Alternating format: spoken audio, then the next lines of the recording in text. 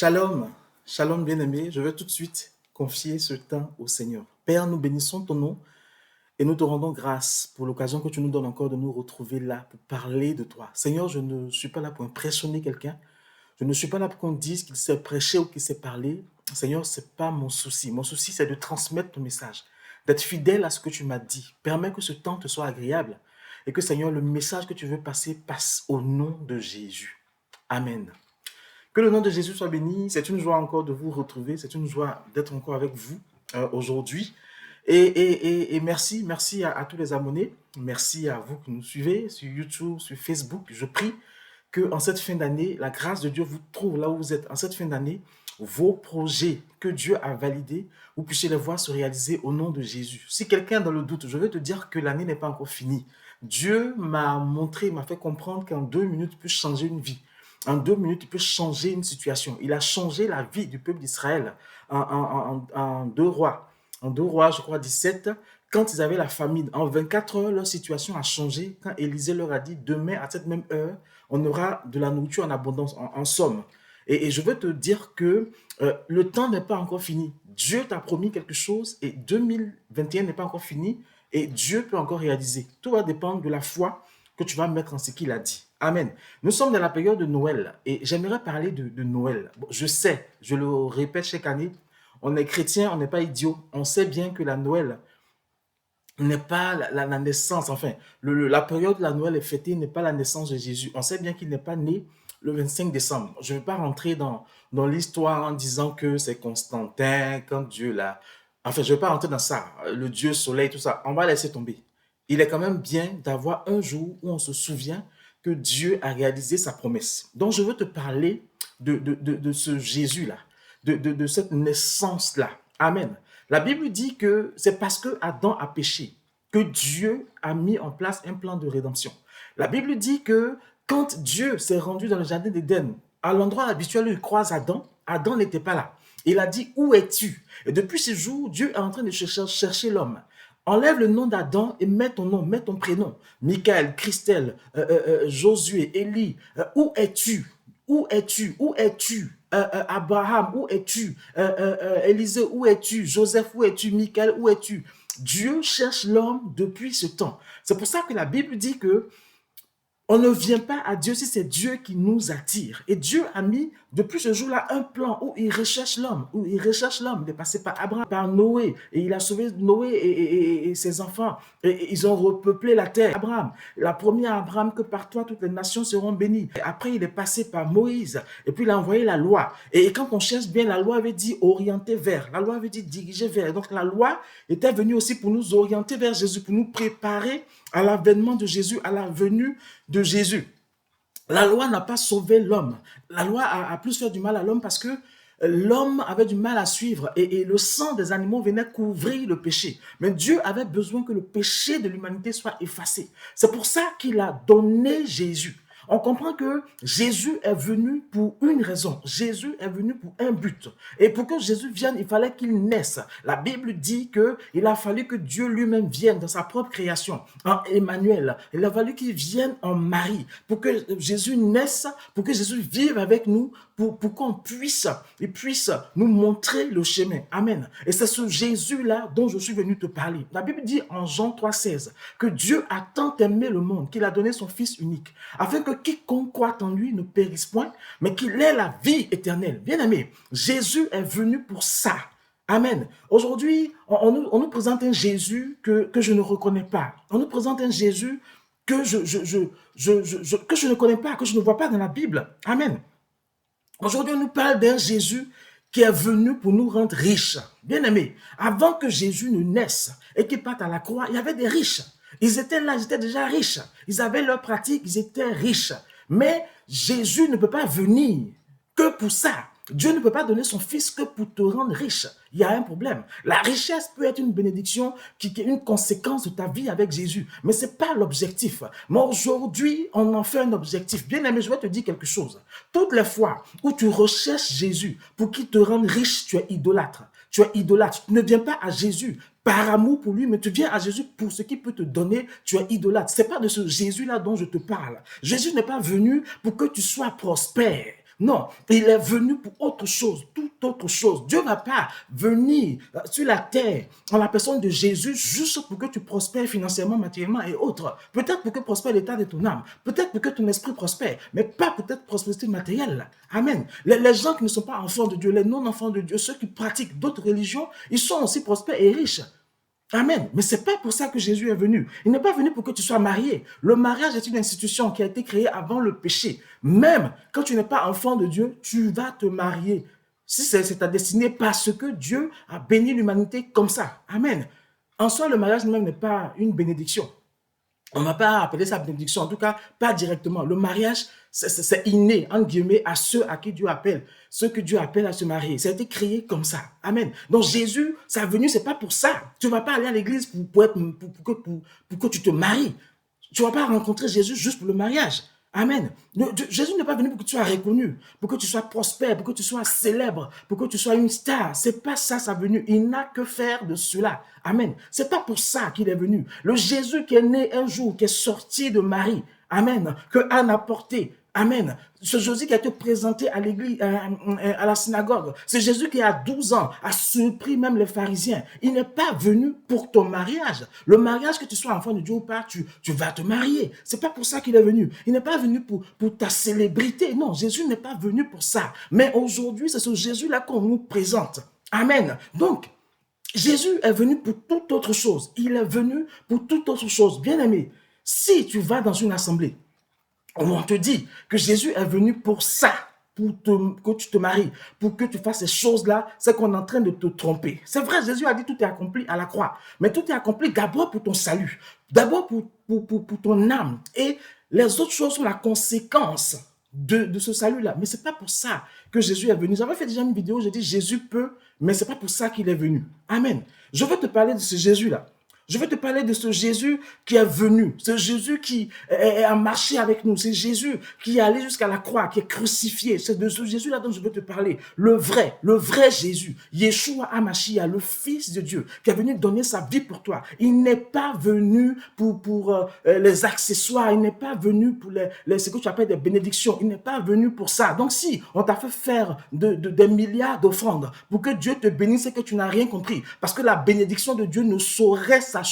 Dieu n'a pas besoin de ton argent pour te bénir. Il n'a pas besoin de ton offrande pour te bénir. Il a besoin de ton cœur. Il a besoin que tu lui donnes ta vie pour que ce qu'il a prévu pour toi se déroule. Amen.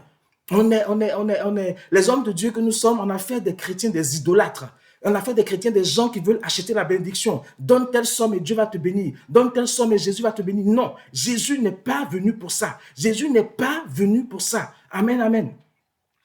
Je ne parle pas de ce Jésus-là que tu cherches pour pouvoir voyager. Non, Jésus n'est pas venu pour que tu sois un voyageur. Jésus n'est pas venu pour que tu aies un visa international pour aller dans toutes les nations. Il n'a que faire. C'est pas pour ça qu'il est venu. Je ne suis pas venu te parler de ce Jésus-là qui va faire que tes affaires vont marcher. Il n'est pas venu pour ça. Il n'est pas venu pour faire de toi que tes affaires marchent. Non, parce que aujourd'hui, l'homme le plus riche du monde, il n'est pas chrétien. L'homme le plus riche d'Afrique, il n'est pas chrétien. L'homme le plus riche d'Europe, il n'est pas chrétien. Pourtant, il est riche. Donc, si ton espérance en Christ, c'est pour la richesse, tu n'as pas frappé à la bonne porte. Tu n'as pas frappé à la bonne porte. Jésus n'est pas venu pour ça. Je viens te parler de Jésus. Je vais te parler du Christ. Je vais te parler de Yeshua HaMashiach, le crucifié, pour qui une seule chose est importante. Pour qui une seule chose est importante. Le salut de ton âme. Pour qui une seule chose est importante. Que tu sois sauvé. 1 Timothée 1 nous dit... Christ est venu pour sauver les pécheurs. Christ est venu pour sauver ceux qui étaient perdus. C'est l'objectif de Jésus. C'est pour ça qu'il est venu. Si un homme de Dieu te dit, si n'importe qui te dit que Jésus est venu et que l'objectif, ce n'était pas pour te sauver, bien-aimé, sors de son assemblée, fuis. C'est qu'il n'a rien compris. Il est venu d'abord pour le salut de ton âme. Car Dieu a tant aimé le monde qu'il a donné son Fils unique, Yeshua, afin que quiconque croit en lui ne périsse point, mais qu'il ait la vie éternelle. C'est ton éternité qui intéresse Dieu. C'est le salut de ton éternité. De toute façon, on va vivre éternellement, soit avec Jésus, soit en enfer. Mais Jésus veut que ton éternité se passe à ses côtés. C'est pour ça qu'il est venu. Christ est venu pour le salut de ton âme. Christ est venu pour garantir ton éternité avec lui. C'est pour ça qu'il est là. C'est Jésus-là qu'on célèbre aujourd'hui, dont on célèbre aujourd'hui la naissance. Il est venu pour ça. Il est venu pour que tu te repositionnes dans ton atmosphère. Souvenez-nous que quand il est venu, il a vu qu'Adam n'était plus dans son atmosphère spirituelle. Il a vu qu'Adam et Ève n'étaient plus avec lui. Il a crié, où es-tu? C'est une position physique, certes, mais c'est une position spirituelle que Dieu cherchait. Vous êtes où dans mon atmosphère spirituelle? Vous êtes où autour de moi? Je ne vous vois pas. Et Jésus est venu aussi pour te repositionner dans cette atmosphère. Amen. Alors, revois ta vie et cherche Christ, car il est venu pour toi. Ou je veux dire, laisse-toi trouver par Christ, car il est en train de te chercher. Amen. Il est en train de te chercher. Jean 17, le verset 3. L'objectif de Jésus, c'est qu'on puisse le connaître, parce qu'il est venu pour que nous le connaissions. C'est ce que nous dit en Jean 17. Pour que nous le connaissions. Jésus est venu pour que tu connaisses davantage le Père. Jésus est venu pour que tu aies cette relation avec le Père. Jésus est venu pour que tu sois dans son intimité. Jésus est venu pour que ta vie soit sauvée. Jésus est venu pour que ton âme soit sauvée. Jésus est venu pour impacter ta pensée, pour impacter ta manière de vivre, pour impacter ton être entier, afin que le jour de son avènement, tu puisses être enlevé avec lui. C'est pour ça qu'il est venu. Mais bien aimé, si le Jésus que tu cherches, c'est pour te rendre riche, c'est pour te marier, c'est pour voyager, c'est pour faire telle chose, sauf pour ton salut, tu n'as rien compris. Si tu vas à l'église et que tu es triste parce que quand tu sors, l'homme de Dieu n'a pas dit tu seras béni ma fille, tu seras béni mon enfant, et que tu vas réussir, et que tu es triste, et qu'il t'a prêché la sanctification, la consécration, la vie de sainteté dans la marche avec Dieu, et que tu es triste, c'est que tu n'as rien compris. Amen, amen. Jésus-Christ vient pour te sauver. Il vient pour porter tes fautes. Il n'est pas venu pour couvrir tes fautes. Il est venu pour les effacer. Alléluia. Il est venu pour les effacer. Alléluia. Il est venu pour te libérer. Il est venu pour t'affranchir. C'est ça la raison de sa venue. C'est pour ça qu'il naît, pour te sauver. Jésus-Christ est venu pour porter ta punition. Pour porter ta punition, pour porter ta condamnation. Il est venu pour te rendre libre, pour te rendre léger, pour te donner son joug. La Bible dit que son joug est léger. Il est venu te donner ce joug-là. C'est pour ça que Jésus est venu. Jésus est venu pour porter la malédiction qui pesait sur ta vie à cause du péché. À cause du péché. Il est venu pour porter sa malédiction. Il est venu pour, comment je vais dire ça, restaurer ta destinée. Il est venu pour te repositionner dans la destinée qu'il a prévue pour toi. C'est pour ça que mon Yeshua HaMashiach est né un jour. Pour que toi et moi, nous soyons sauvés. Jésus est venu pour te ramener dans la présence de Dieu. Il est venu pour te ramener dans l'atmosphère de Dieu. C'est pour ça que Jésus est venu. Jésus vient pour que toutes tes fautes retombent sur lui. Afin que quand tu paraîtras devant le Père, tu paraîtres comme quelqu'un qui est libre, comme quelqu'un dont les fautes ont été effacées. C'est pour ça que Jésus est venu. Il n'est pas venu pour autre chose. Les autres choses sont les conséquences de cette proximité avec Dieu.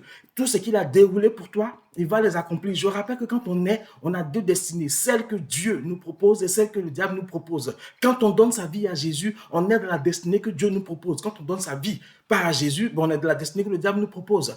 Voilà. Mais Jésus vient d'abord pour que tu sois sauvé.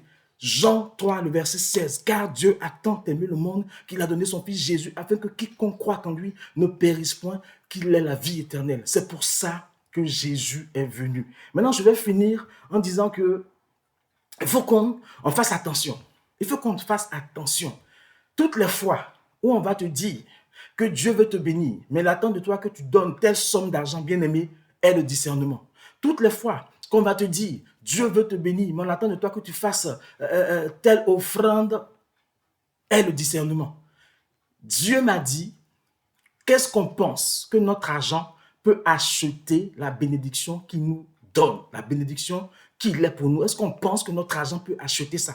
Est-ce qu'on pense que c'est parce qu'on va lui faire 1000 et 1000 offrandes qu'il va nous bénir? Il faut avoir le discernement. Il est bien de donner pour l'œuvre de Dieu. Il est bien de donner pour l'œuvre de Dieu, les offrandes, la dîme, selon la conviction qu'on a. Mais donnons cela Parce qu'on aime Jésus, parce qu'on aime Jésus, même pas pour soutenir son œuvre, parce qu'il n'a pas besoin de notre argent pour soutenir son œuvre, mais donnons-lui cela parce qu'on l'aime, parce qu'on est reconnaissant, parce qu'on veut lui dire merci. Mais ne donnons pas cela parce qu'on veut qu'il ait quelque chose en retour. Si on veut qu'il ait quelque chose en retour, c'est une sorte de troc. Seigneur, je te paye et tu me bénis. Tu deviens idolâtre. Les gens qui vont voir les marabouts font ça. Les autres personnes aussi font ça. Et nous, si nous faisons ça, c'est que nous sommes juste des idolâtres. Il faut faire attention.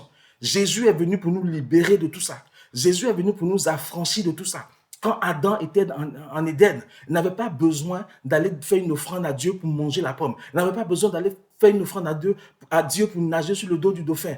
Non, il était dans la bénédiction à cause de sa proximité avec Dieu. Si tu veux que Dieu t'accorde tout ce qu'il a prévu pour toi, il n'y a pas d'autre secret. Il n'y a pas d'autre secret, c'est savoir pourquoi Jésus est venu et être dans la proximité avec Jésus. Alléluia. C'était mon message aujourd'hui par rapport à la Noël. Sachons que Christ vient pour nous sauver et nous sauver d'abord. Le reste, c'est accessoire. Christ vient pour nous rapprocher de Dieu. Le reste, c'est accessoire. Christ vient pour que notre destinée, notre salut, notre éternité soit assurée et garantie auprès de Jésus. Que le nom de Dieu soit béni. J'espère que le message que je fais passer, il est bien passé. Soyez bénis et rappelons-nous toujours que Dieu, c'est notre papa. Il n'est pas loin de nous, il est tout près de nous. Alors, ne paniquons pas, Dieu est avec nous. Je vous souhaite vraiment de bonnes fêtes de fin d'année et puis que le nom de Jésus soit béni et ne perdons pas de vue ce pourquoi Christ est venu pour nous sauver. Amen. Si ce message t'a plu, n'hésite pas à liker, n'hésite pas à le partager. Si tu as besoin qu'on prie ensemble, si tu as besoin qu'on te porte en prière, n'hésite pas à nous contacter par le Facebook, par le WhatsApp. Tu peux même nous appeler. Voilà, on répond toujours. Voilà, soyez bénis et puis on se retrouve bientôt pour un prochain message. Allez, que Dieu vous garde. Bye bye.